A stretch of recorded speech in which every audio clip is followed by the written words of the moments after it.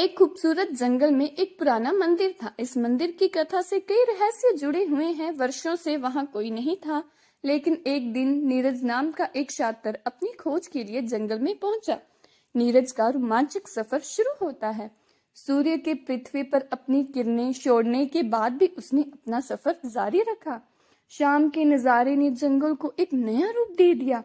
वहां सुंदर जंगली फूलों की सुगंध आ रही थी। नीरज मंदिर के पास पहुंचे और उन्हें वहां एक छोटी सी गुफा दिखाई दी। उसने गुफा के अंदर देखने का फैसला किया। जैसे ही वह गुफा के अंदर पहुंचा, उसने कुछ अद्भुत देखा। वहां एक बड़ा सांप था जो शिकार की तलाश में था। नीरज बिना देर किए वहां से चला गया। धीरे धीरे रात होने लगी। जंगल में सांपों की आवाजें बढ़ती जा रही थी। नीरज ने अपनी खोज का कार्यक्रम जारी रखा। वह घने जंगल में स्थित गांव की ओर चल दिया। जैसे ही वह वहां पहुंचा तो उसे कुछ अजीब सा नजारा दिखा। गांव के पास एक बड़ा गड्ढा था जिसमें गहरी खाई थी। नीरज के पास इस अपरिचित स्थिति के बारे में सोचने का समय नहीं था, क्योंकि एक अज्ञात दिशा से कुछ आवाजें आने लगी। नीरज ने पीछे मुड़कर देखा तो सांपों का एक बड़ा समूह उसका पीछा कर रहा था। वह भागने लगा, लेकिन सांपों की गति बहुत तेज थी। वह तेजी से गांव की ओर भागा, लेकिन जमीन के एक गड्ढे में गिर गया। उसे खोया हुआ महसूस हुआ। उसने अपनी आंखें बंद कर ली, लेकिन जब उसने उन्हें दोबारा खोला तो उसे एक नई दुनिया दिखाई दी। वह एक शानदार गुफा के अंदर था, जिसमें अनगिनत हीरे चमक रहे थे। नीरज ने गुफा के अंदर और गड्ढे के बाहर देखा, लेकिन वहां कोई नहीं था।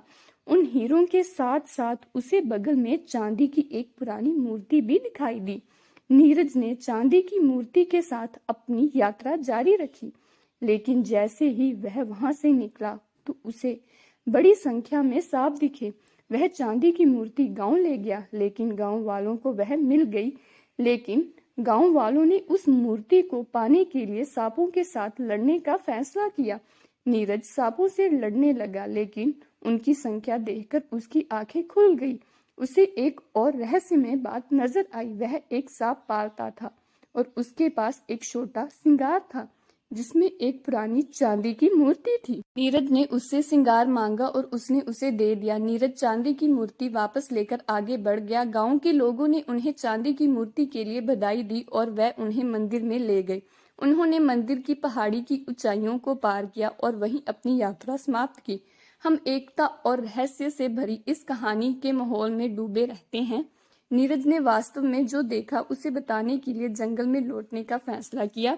यह कहानी हमें यह सिखाती है कि कभी कभी हमें जीवन के रहस्यों को स्वीकार करने की आवश्यकता होती है और हमें उन्हें समझने के लिए समय निकालना चाहिए। जीवन का हर पल एक नया रहस्य छुपाता है, जिससे समझने की जरूरत है। रहस्य में जंगल में होने वाली ये घटनाएं हमें याद दिलाती है कि दुनिया में अनगिनत रहस्य हैं, जिन्हें समझने के लिए हमें समय निकालना चाहिए। यह कहानी हमें सदैव नए अनुभव की ओर उत्साह के साथ आगे बढ़ने के लिए प्रोत्साहित करती है, जो हमें आगे बढ़ना चाहिए, जिससे हमें जीवन के रहस्यों को समझने में मदद मिलेगी। दोस्तों, उम्मीद करती हूँ आपको हमारी कहानी पसंद आई होगी। कहानी पसंद आई है तो वीडियो को लाइक करें, चैनल पर नए हैं तो चैनल को सब्सक्राइब करें और हाँ, नोटिफिकेशन बेल को जरूर दबाएं ताकि अगली अपडेट सबसे पहले आपको मिले।